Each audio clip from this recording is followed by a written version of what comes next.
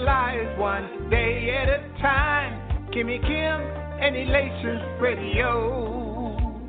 They're here to get your day going fine. Kimmy Kim and Elations Radio. Kimmy Kim and Elations Radio. Kimmy Kim and Elations Radio. And here's your host, Miss Kim Robinson.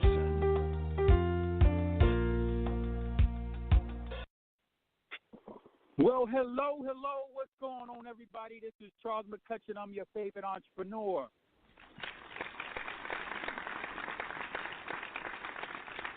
For those that don't know, every Monday we are here. We're talking financial freedom. We bring on people, experts from across the country to come on and give y'all some insight and information on how we can move forward.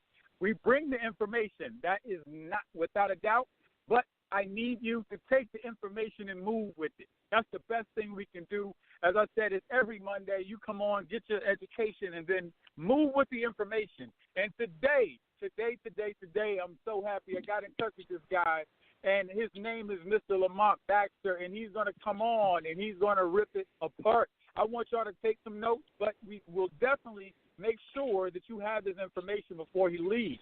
So as we stand by, I want to say, Mr. Lamont Baxter, are you there, sir? I am here, sir. Good to hear from you today. Love it. I can hear you loud and clear. And I'm not going to take and waste any time because we don't have time to waste. This is what I want to do, sir. I really want to go into who you are because anytime we speak to anybody on this show, I want them to get a little background about the person that's speaking to them and why they should listen. Go right ahead. Take it away.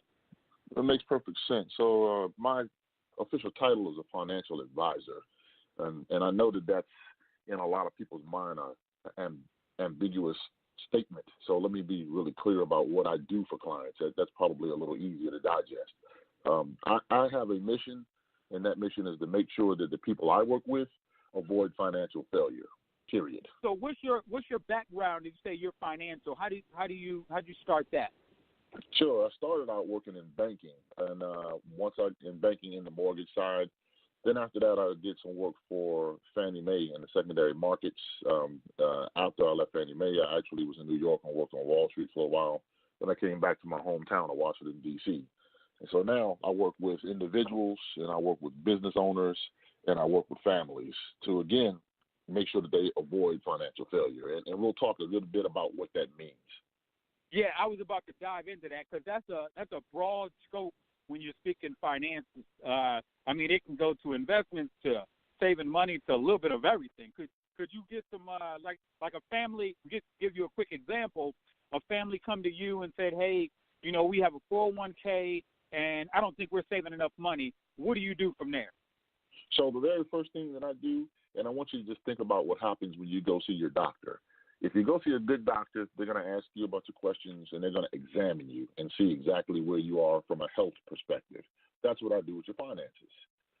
I don't like to focus in on one area. In other words, I'm not going to be your investment guy, your stock jockey, or I'm not going to be just your insurance guy, or I'm not going to be just your mortgage guy.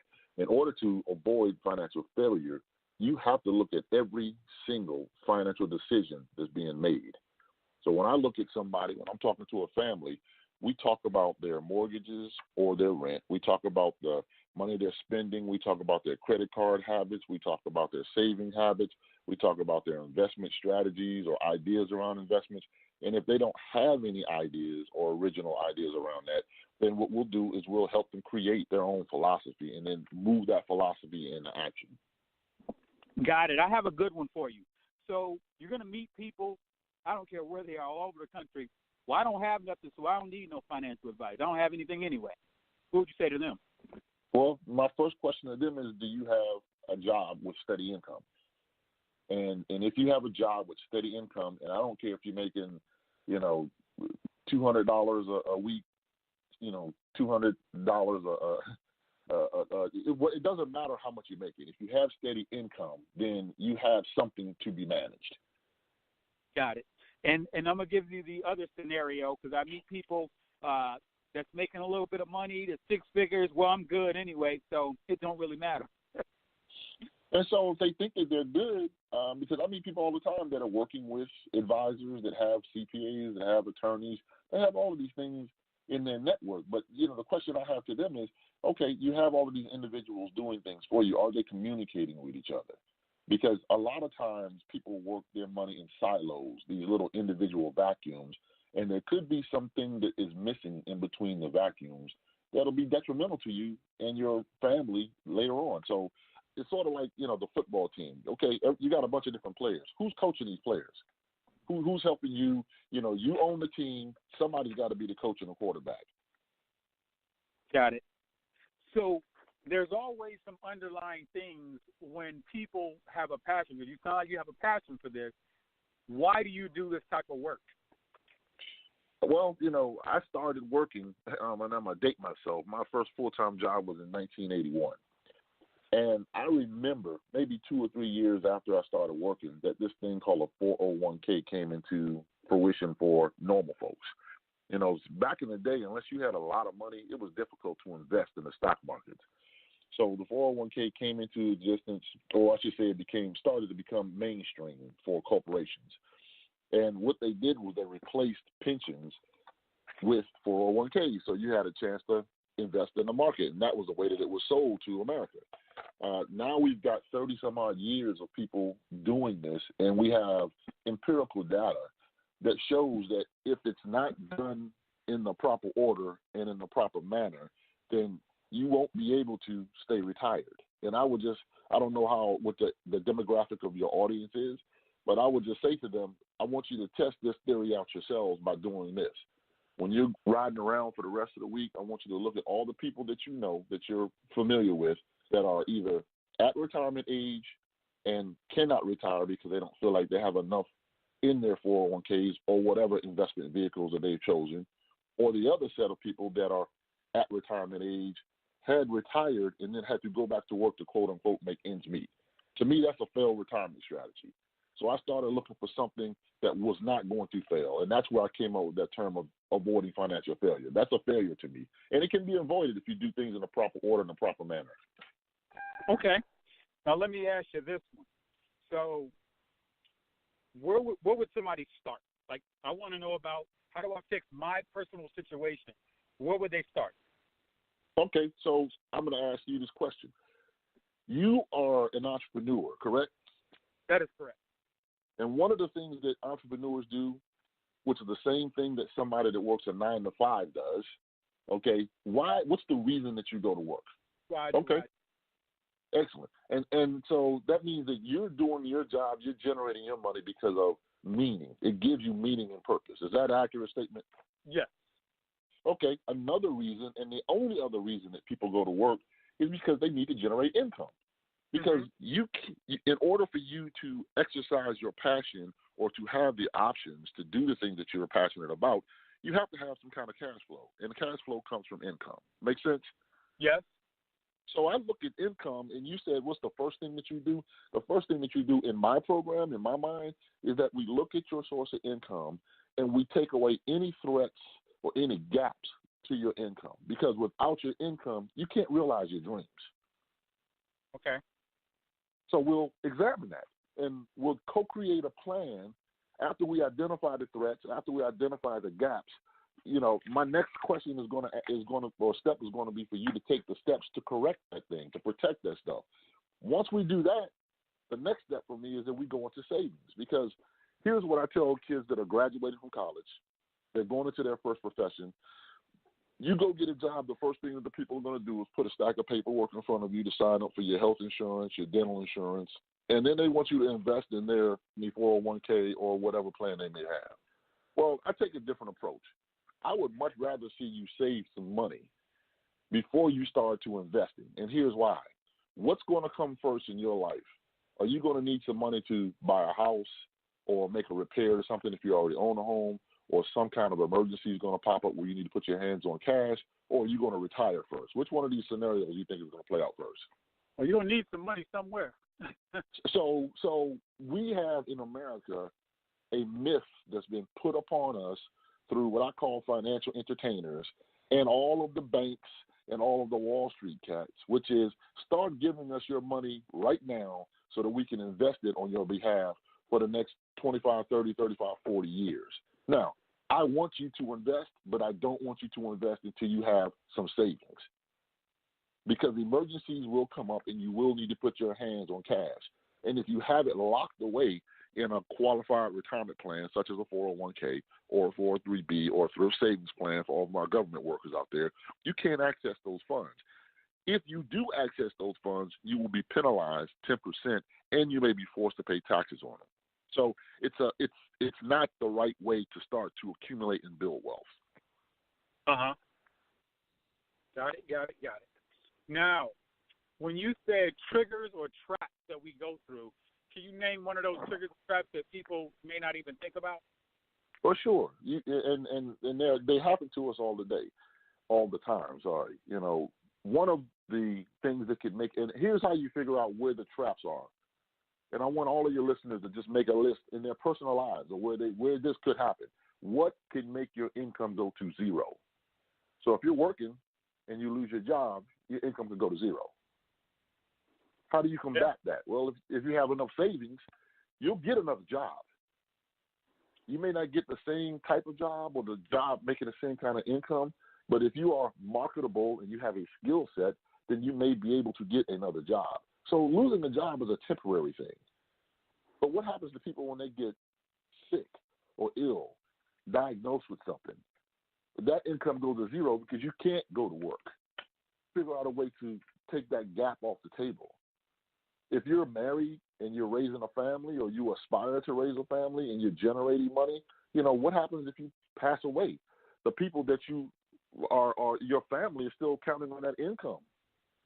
You have to figure out a way to replace that. What happens if you get sued by somebody because of some negligence, an accident that you caused with your vehicle, or somebody at your house and, God forbid they fall down the stairs and they want to sue you? You have to have things in place to make sure that you and your family, your income doesn't get interrupted. It doesn't go to zero.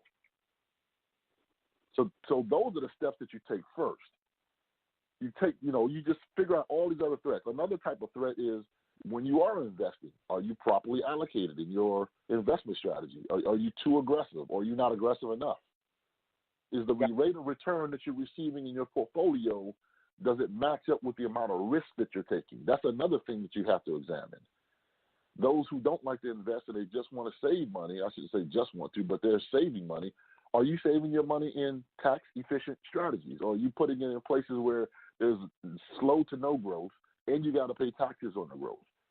So I'm starting to paint a picture for you that every financial decision that you make with this income, you have to be very thoughtful and strategic about where you place the money, spend it, how you save it, how you invest it, so that you can mitigate as much risk, so you can take the gaps out, so you can get rid of any threats. And that's the way that you get to the top of the mountain and not have any, failures along the way. Okay. Let me ask you this. What are the biggest three, like if you had to name them, financial problems that you see all the time? Lack of savings is one. We are not, as a nation, we are not a nation of savers. We are consumers. We buy way too much stuff, and we spend our money on things that we don't need, that don't appreciate in value, and don't give us any return on our money. So lack of savings is the first one. Inadequate protection of the income is the next one. Because there, again, all of those things that we just listed, when that kind of stuff happens to people, all of a sudden they're scrambling. They have to do GoFundMes in order to pay their rent or their mortgage, or they got to move back in with the parents, or all kinds of stuff like that. And one of the third biggest problem that I see, and I'm not quite sure how to wrap my mind around it, is the cost of education has escalated to the point where it's almost impossible for you to get out there and go to college and make the money to pay off the college debt without taking some extreme risk. I mean, college tuition is probably going up about 7% a year. It's out of control. And so we have to be all about how we plan for higher education in this country. Okay, good stuff. Now, let me ask you this. So do you have any webinars or online things that people can reach out to you and actually get on to learn some information that they can take with them? So I work across the country, And as such, what I have started to do is I do a lot of virtual meetings. So I'm not doing webinars. I used to do, what do you call those things, seminars and things like that. But what I started doing is online meetings, virtual meetings with people. And I'm going to tell you why. It's a lot easier for me to have a conversation that's meaningful to you when it's one-on-one. People are reluctant to really open up when they're in a group setting. You know what I mean? So, and if you really want the best bang for your buck, then, you know, we'll do I'll share my screen with you. We'll get on the phone and we'll talk about you and your situation so that I can give advice to you that's relevant for you and not the general masses. Love it. I love it. I love it. I love it. So let's do this. What is, like, if you could sum up everything that you do in a nutshell, you know, not to go off script or anything like that, but in a nutshell, stuff for people so they can have a understanding on, you know, who you are and what you do and what you bring to the table and what can they get out of being, you know, just working with you. So my website is protectsaveandgrow.com, okay? And that's my formula for building plans for people. We do protection first, then we work on savings, then we work on growth, whether that comes in many different forms. So what you're going to get from me is you're going to get the opposite of what you hear and see on TV. I'm not pushing a bunch of products down your throat. I could care less what companies we use to make these things happen. We're going to find the things that's going to make sense for you. That's number one. Number two, I don't have any income limitation, meaning, you know, some people will only work with you if you have $150,000 or $250,000 to invest from the beginning. That's not me. As I said in the beginning, what you need to work with me is two things. You need steady income and you have to be coachable. That's it. Got it. That sounds good to me. Can you give your website again or how they get in touch with you? Sure. The website is www.protectsaveandgrow.com. And you can email me if you like, and that's, you know, my first and last name. It's Lamont, LAMONT .Baxter, BAXTER at FFGadvisors.com, ADVISORS. So Lamont.Baxter at FFGadvisors.com is my email. And for your guest, I'm just going to give my direct line. If you want to just call, you can do that. The number is 301-806-7151. Again, 301-806-7151. And if you call and you tell me that you heard this conversation on this show, I will waive 100% of the consultation fee, and we'll do a free consultation to get you started. Love it. Love it. Love it. Love it. Okay. I appreciate you being on. I'm definitely going to have to get you back on. You know, I have all these professionals coming through, and that's how we do this show, Charles's Corner. I just love it. Any parting words before you go? No, just everybody take a look at your money, you know, and be cognizant of when you bring your income in, penny that goes out. I mean, over a long period of time, the miracle of compounding interest can be your best friend. But if you take all of that money and spend it on stuff that you don't really need, it could be your worst enemy. That's all I can just say. Protect, save, and grow. That's it. All right. Thank you, sir. Thank you so much. Hey, I appreciate you inviting me on your show. I look forward to talking to you soon. All right. You take it easy. Goodbye. And for everybody else out there, this is Charles's Corner. Charles McCutcheon. I'm at charlesmspeaks@yahoo.com. CHARLES, the letter M. Speaks, SPEAKS. at yahoo.com. I'm your favorite entrepreneur, and I'm signing out. Y'all take it easy. Shout out D on the track, Paint Music Media. Shout out DJ Lee Productions, and I'm Al Care. But if you a game changer, got my head up. My grind don't hide. Win, lose, or draw. I'ma ride till I die. I go hard in that lane. My God is the aim.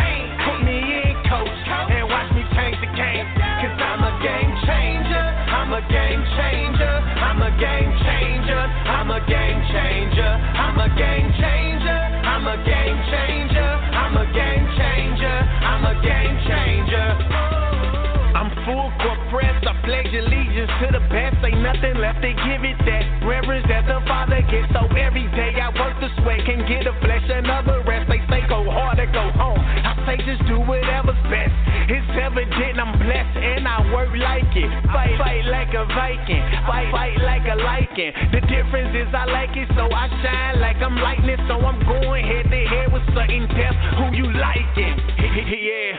So it's time for coach to put me in. I'm strapping on my shoulder pads, lacing up my cleats, and then I'm gone with the wind. Like I'm gone in 60 seconds. You can't hold me, you can't check me. Check the memo, check the message running through. Like I'm baddest, I'm trucking whoever's standing in my way. Ain't no way you gon' stop me. You better off to let me in, cause I go hard, even though they say no way that I could win. Like I'm Brett Ford, I'ma ride this way, my head to the sky.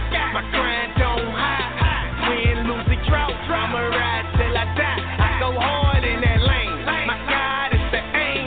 Put me in, coach, and watch me change the game. Cause I'm a game changer. I'm a game changer. I'm a game changer. I'm a game changer. I'm a game changer. I'm a game changer. I'm a game changer. I'm a game changer. Yeah, I told you once before, my God came to change the game. Different outlook on to life, a different way to play the lane. Now my rush and yours is skyrocketing. Now I'm so insane. For the kingdom building, now my shot, it cannot be contained. So I'm gon' pray for change for myself and then what I can. I don't need no euros or no pesos or no money grams. Shout out to Wado, cause I know that he gon' play this fam. The FCA Sports Camp, game changer, summer jam. I don't need 100 grand to tell them that they need the lamb. It's heaven, it's just who I am. Al Cam, this where I stand. Man, I'm gon' play the fifth. It's too deep to turn and quit. It's like I'm out from the trap to turn around, get back in it. Never that's so insane. It's evident your butt they chain. Like I'm Jack Johnson, the same year he changed his name. So I sacrifice my life for the cause just to win. And if you a game changer, let me see you represent. My grind don't hide, win, lose, or drought. I'ma ride till I die. I go hard in that lane. My God is the aim. Put me in, coach, and watch me change the game. Cause I'm a game changer. I'm a game changer. I'm a game changer. I'm a game changer. I'm a game changer. I'm a game changer. I'm a game changer. I'm a game changer. Now put me in, coach. Now put me in, coach. Now put me in, coach. Now put me in, coach. I'ma go hard. I'ma go hard. I'ma go hard. I'ma go hard. Cause I'm a game changer. I'm a game changer. I'm a game